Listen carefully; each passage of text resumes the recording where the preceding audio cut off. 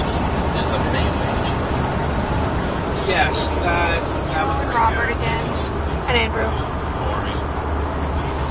Where are we going, guys? We are going to Walnut Creek. Yeah, Walnut Creek, Concord. It's kind of right on the border. That's a good. And that gets me it's just normal good, so that's a 3, unfortunately. But we'll see if that's well enough to try and figure out where. She's someplace north. Well, then maybe we'll have to get a roll in here. But for the most part, deceit and chicanery and wit is done in person. Yeah. Are you recording the puppy or just us? The puppies. The puppy. So what did we do today? We went and played Spirit of the Century. I pretended I was a boxer. Told us a communist boxer. A communist boxer. In Chicago. In Chicago. Who was uncomfortable amongst the highbrow, and who was immediately hired by the highbrow. High society. I was a reporter. There's a reason I tried to give the job. Is like someone else take care of this because I don't want to do it. It's like, excellent. You're totally the man for the job. You're hired for friggin' Wayne Enterprises here.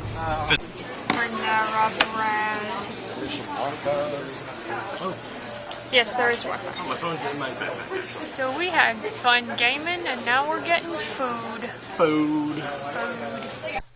I made a hat. It's got a little gathered bit.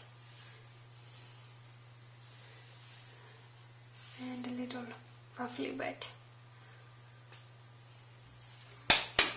So I don't have the proper foot for the machine to do machine quilting on this, but I've decided I'm going to machine quilt the background, and I'm just going to hand quilt the outline of all the things about the girl, so I can at least start on that, and that's what I'm going to do now for a little bit, maybe about an hour.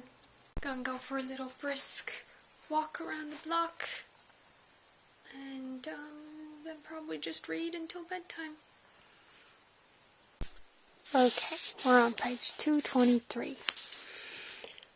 "What can I get for you, young sir?" the innkeeper asked as I approached the bar.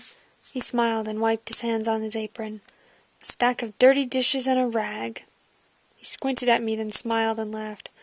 "I thought you'd run off naked through the streets." "Not quite naked." I laid his towel on the bar. "There was more than dirt than boy before. I would have guessed... Oh, I would have bet a solid mark your hair was black. You really don't look the same." He marveled mutely for a second. "Would you like your old clothes?" I shook my head. "Throw them away. Actually, burn them.